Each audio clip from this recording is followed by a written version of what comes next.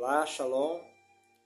Quero dar continuidade hoje a uma palavra que eu iniciei no meu último vídeo, Israel, Oriente Médio e o final dos tempos.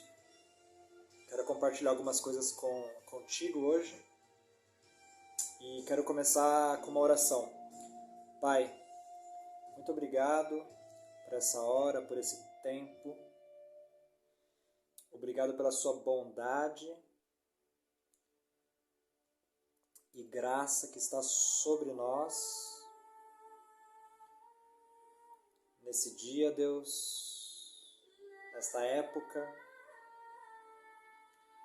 Em nome do Senhor Jesus Cristo, Pai, eu quero orar agora em favor dos judeus, em favor de Israel. Quero te pedir, Deus, que o Senhor estenda as tuas asas, ó soberano, El Shaddai, sobre eles. Pai, em nome do Senhor Jesus, nós agora intercedemos por Israel.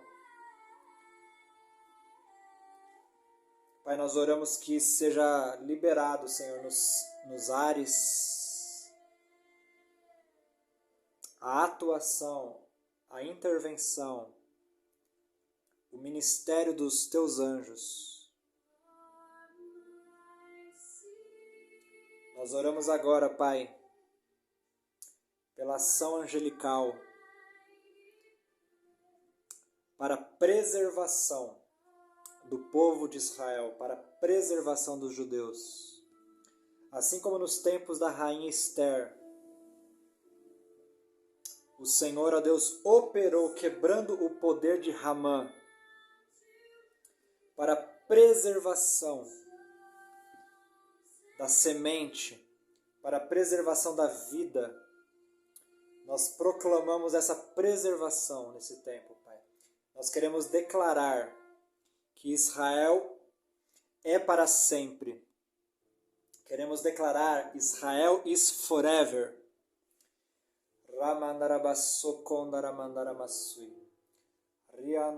Em nome de Jesus, em nome de Jesus, nós abençoamos nessa hora a nação de Israel. Declaramos Shalom, declaramos paz. Nós declaramos a Deus a bênção que Melquisedeque perpetrou sobre Abraão, dizendo: bendito seja Abraão pelo Deus Altíssimo, possuidor dos céus e da terra. Ramandarabashei. E bendito seja o Deus Altíssimo. Aleluia. Deus, em nome de Jesus. Pai, nós abençoamos a descendência de Abraão. Nós abençoamos, Pai, a nação de Israel. Declaramos a proteção sobre o território. Declaramos os anjos acampados nas fronteiras da nação de Israel. Nós declaramos que mesmo que Israel seja rodeado por todos os lados, o Senhor é o muro ao redor de Israel de fogo. E no meio dela o Senhor é a glória, porque o Senhor cuida dessa nação. Pai, como a menina dos teus olhos, graças a Ti, graças a Deus. Amém, irmãos? Queria ler com vocês um texto em Daniel capítulo 7. Vamos lá? Daniel 7. A partir do verso 2 diz assim: tive uma visão à noite. Vi diante de mim os 4 ventos do céu agitando o grande mar. E 4 animais enormes saíram do mar, cada qual diferente dos outros. O primeiro era como um leão, mas possuía asas de águia. Enquanto eu observava, suas asas foram arrancadas. E ele foi erguido da terra e posto sobre duas patas, à semelhança do homem. E lhe foi dado um coração humano. Surgiu então outro animal, o segundo, semelhante a um urso. Ele foi erguido por um dos lados, e havia 3 costelas entre seus dentes na sua boca. Foi-lhe dito: levante-se e devore carne. Depois disso olhei, e havia outro animal, como um leopardo, com 4 asas de pássaros nos seus lados. O animal também possuía 4 cabeças, e lhe foi dado poder para governar. Em seguida, olhei em minhas visões noturnas, e ali diante de mim estava o 4º animal, temível, horrível, extremamente forte, e com grandes dentes de ferro. Ele devorou, esmagou e pisou com os pés o que havia sobrado. Era diferente de todos os animais que o antecederam e possuía 10 chifres. Enquanto estava olhando os chifres, outro chifre surgiu entre eles. Um pequeno chifre, diante do qual 3 dos primeiros chifres foram arrancados pelas raízes. Nesse chifre havia olhos semelhantes aos olhos humanos, e sua boca falava com arrogância. Versículo 9. Enquanto eu olhava, tronos foram colocados em seus lugares, e o ancião tomou o seu lugar. Suas roupas eram brancas como a neve, e o cabelo de sua cabeça era como a lã pura. Seu trono era de chamas flamejantes, com rodas de fogo. Um riacho de fogo fluía de sua presença. Milhares de milhares ministravam a ele. Milhões e milhões estavam diante dele. A seguir, o tribunal teve início e os livros foram abertos. Continuei olhando, e por causa das palavras arrogantes faladas pelo chifre, observei quando o 4º animal foi morto. Seu corpo foi destruído e entregue para ser queimado por completo. Quanto aos outros animais, sua autoridade para governar foi tirada, mas sua vida foi prolongada por mais um tempo e uma estação. Continuei recebendo visões noturnas, quando vi, vindo com as nuvens do céu, alguém como um filho de homem. Ele se aproximou do ancião e foi conduzido à sua presença.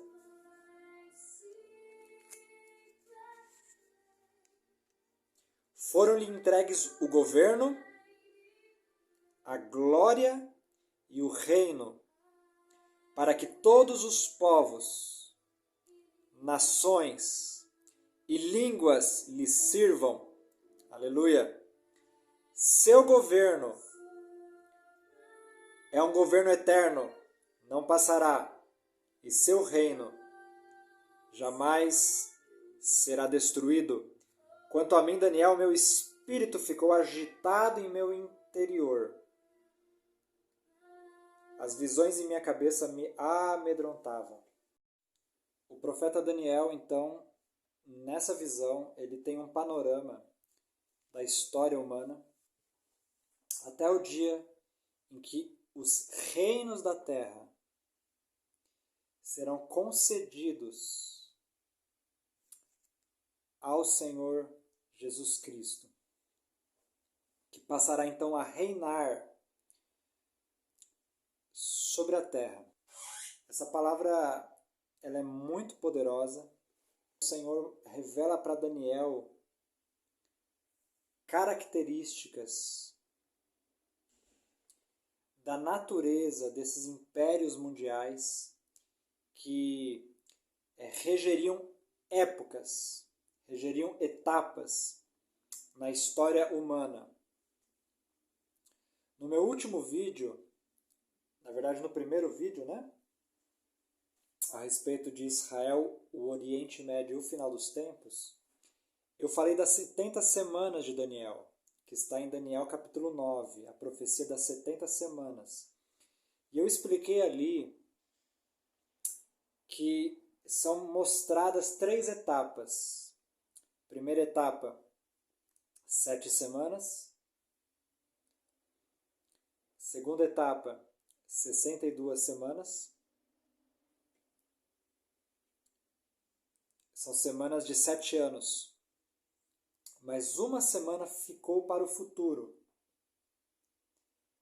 que são 7 anos futuros, que estão reservados para um tempo futuro. Essa semana de 7 anos, né? Uma semana, 7 anos, é o período da tribulação. Isso está reservado para o futuro. Nesse momento, nós não chegamos ainda nesse ponto. Os acontecimentos em Israel agora, eles fazem parte do período do princípio das dores. Período esse que o Senhor Jesus falou em Mateus 24, a respeito do princípio das dores. Vocês ouvirão de guerras e rumores de guerras. Mas não vos alarmeis, pois esse ainda não é o fim. O fato é que a criação sofre dores de parto. E essas dores de parto se intensificarão. É como uma mulher que está para dar um filho, onde as contrações elas aumentam a intensidade e a frequência. As dores aumentam. A frequência das dores aumenta. A intensidade das dores aumenta. Porém, isso acontece porque algo novo vai nascer. E, na verdade, a terra está gemendo, a criação está gemendo com dores de parto. Romanos fala que a criação geme, aguardando. Aguardando o quê? Aguardando a manifestação dos filhos de Deus. A criação está clamando para ser resgatada da corrupção, para experimentar a gloriosa liberdade dos filhos de Deus. Agora, e quando ele vir e ele reinar, os santos reinarão com ele. Você pode ver na continuação do capítulo, ali no verso 22, Daniel 7, 22 diz assim: Até que o ancião veio, e o juízo foi dado a favor dos santos do Altíssimo. E chegou o tempo de os santos tomarem o reino. Aleluia! Isso vai acontecer. Porém, nesse momento, nós precisamos entender que há todo um contexto de batalha espiritual. Veja bem, logo após a visão das 70 semanas em Daniel 9, quando entra no capítulo 10 do livro de Daniel, você vai ver que Daniel entrou num período de 3 semanas. Ele passa a se consagrar de uma forma especial por 3 semanas. Ele se lamenta durante 3 semanas. Ele não comeu carne nem vinho. Ele não se ungiu com óleo. E ele passou a se consagrar naquele período. Quando conclui esse período de 3 semanas, o profeta Daniel é novamente visitado por Gabriel. Gabriel. Isso você pode ler em Daniel capítulo 10. E é interessante porque Gabriel fala para Daniel o seguinte, ele fala assim: você é um homem muito amado, eu vim para te entregar algo, né, da parte de Deus, uma revelação. Desde o primeiro dia das suas orações, a sua voz está sendo ouvida no céu. Porém, eu estava lutando com o príncipe da Pérsia. Vamos ver isso aqui. Isso está em Daniel. O verso 13 diz assim, 10, 13. O príncipe do reino da Pérsia impediu-me de vir por 21 dias. E também diz assim, no verso 20. Agora preciso regressar e lutar contra o príncipe da Pérsia. Então olha só o que Gabriel falou. Gabriel falou assim: eu estava em batalha com o príncipe da Pérsia. E eu preciso voltar para batalhar com ele. Quem está me ajudando é Miguel, o arcanjo Miguel, que é o arcanjo responsável pela proteção da nação de Israel. Esse arcanjo Miguel está lá pelejando com o príncipe da Pérsia. Mas Gabriel fala: eu vou voltar para lutar.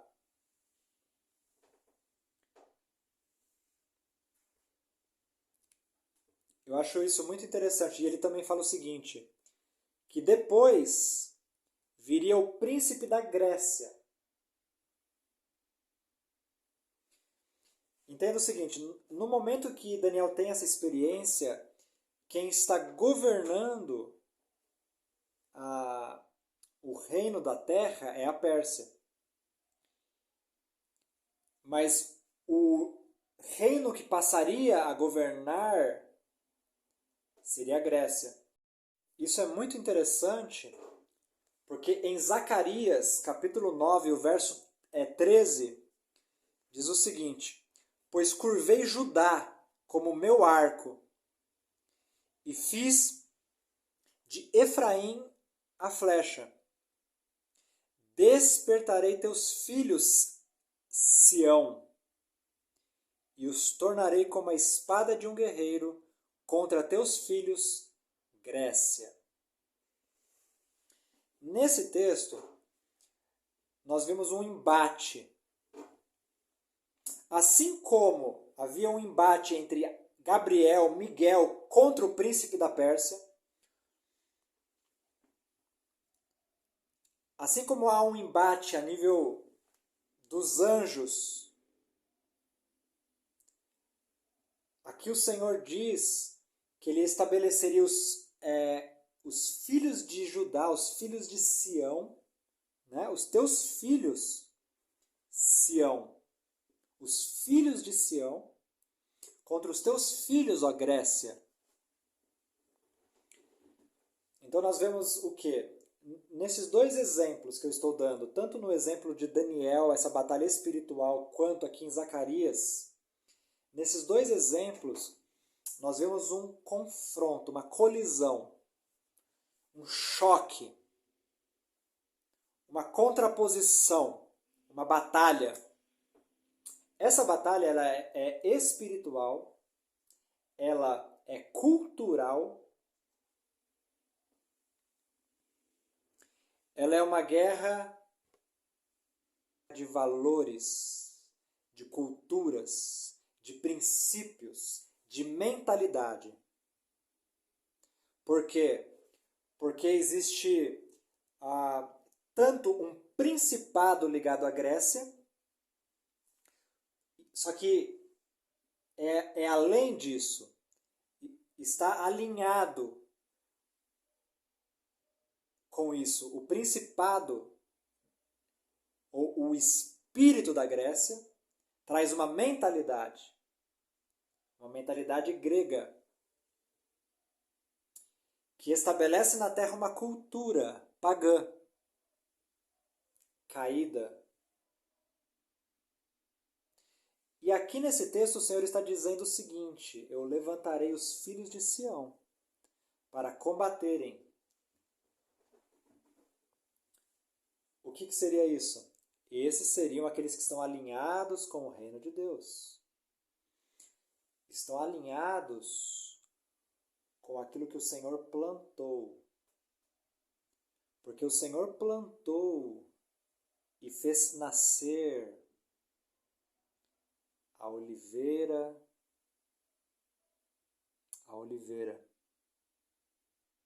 Sabe?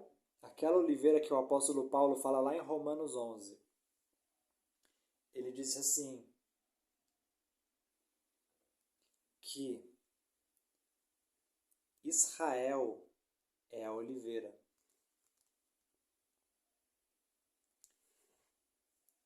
A palavra de Deus disse assim que os ramos naturais, por causa da incredulidade, foram desligados da oliveira. E por meio disso, o Senhor então enxertou, por meio da fé, os povos de outras nações a essa oliveira, que é Israel. E então nós agora participamos dessa seiva. Nós então agora participamos dessa família. Nós participamos dessa comunidade. Estamos ligados por meio da fé a toda essa herança espiritual. Estamos ligados por meio da fé a Abraão, a Isaac, a Jacó, aos patriarcas, aos profetas. Estamos ligados a essa cultura. Estamos ligados aos pactos. Estamos ligados ao que o Senhor concedeu a essa nação de Israel, da qual o próprio Salvador Yeshua pertence a ela. O nosso Salvador, Jesus Cristo judeu. Nós fomos inseridos nessa realidade, fomos inseridos nessa dimensão. E dessa forma, somos filhos de Sião. Então, o grande embate da humanidade está em destruir aquilo que o Senhor está edificando, aquilo que o Senhor está construindo. Porque veja bem, conforme a visão de Daniel, começa lá no primeiro império, a Babilônia. Essa é a construção da rebeldia contra o Senhor. Né? Você lembra da Torre de Babel? Foi uma rebeldia contra o Senhor. Essa construção dessa estátua, que é uma estátua de rebeldia contra o Senhor, de independência contra Deus, uma tentativa de estabelecer um império que não está submetido ao Senhor, essa tentativa que começa lá na Babilônia,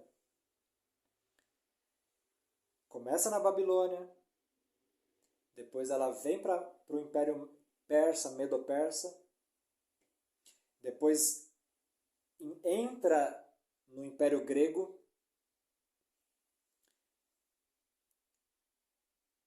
e agora, depois disso, entra na quarta etapa, tanto da estátua de Daniel capítulo 4, quanto o quarto animal, a quarta etapa, o quarto animal que Daniel descreve aqui como sendo terrível, terrível. E diferente dos primeiros três. Eu não quero entrar em detalhes a respeito desse quarto império, desse quarto animal, mas o que eu quero destacar para você é que existe nele uma agressividade, uma inflexibilidade. E ele fará violência contra os santos do Altíssimo. Isso aí envolve os judeus, Israel e a igreja, ou seja, a comunidade messiânica, composta de judeus e gentios. Então, esse quarto animal fará guerra contra os santos, guerra contra os santos do Altíssimo, no final dos tempos. O que eu quero que você guarde é o seguinte: as dores de parto, elas aumentam, e a agressividade, a tendência é que essa agressividade aumente. O que fazer então? A única saída então para os santos é estar cada vez mais profundamente estabelecido sobre a rocha. Estar cada vez mais fortalecido no espírito. Não há uma outra forma de você triunfar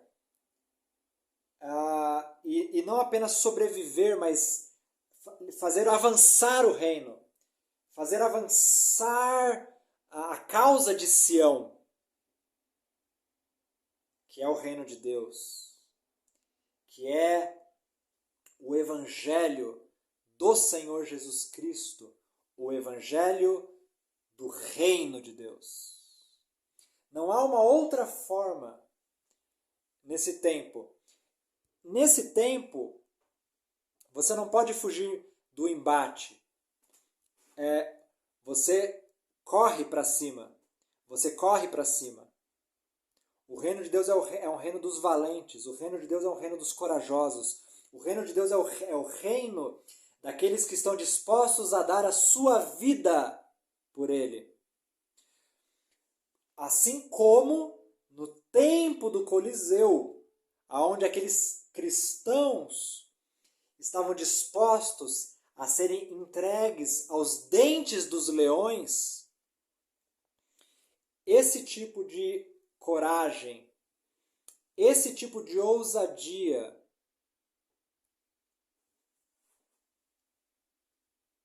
precisa ser o DNA daqueles que vão viver nos últimos dias, daqueles que vão viver nos últimos tempos. Porque o quarto animal fará guerra contra os santos. Mas os santos do Altíssimo precisam perseverar até o fim, dando bom testemunho, assim como diz aquele texto em Apocalipse, que diz assim: não amaram a sua vida até a morte. E também diz assim que o venceram pelo sangue do Cordeiro e pela palavra do seu testemunho. Essa é a chave. Qual é a chave? A chave é pessoas que não amam a sua vida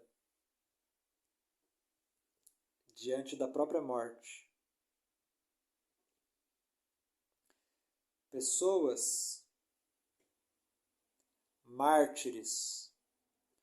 Pessoas que entregam a sua vida por amor a Jesus e que a vivem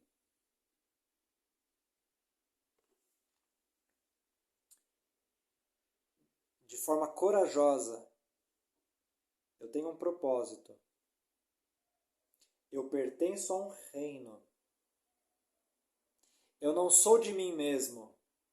Eu não estou na terra para viver para mim.